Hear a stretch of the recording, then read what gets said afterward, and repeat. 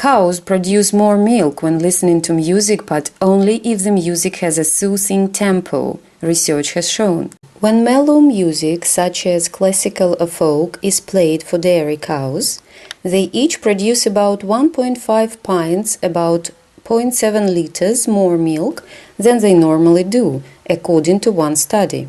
This is an increase of about 3%, which researchers attribute to the cows being less stressed. Researchers believe that cows' brains might react to music in the same way as humans' brains, and that music with slower beats might cause the brain to release calming chemicals that reduce feelings of stress. More about dairy cows. The average dairy cow produces more than 200,000 glasses of milk during its lifetime.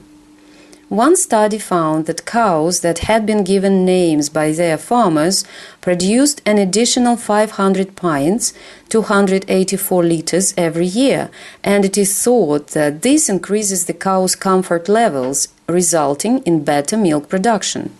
A cow's udder can store as much as 50 pounds, 22.68 kilograms of milk.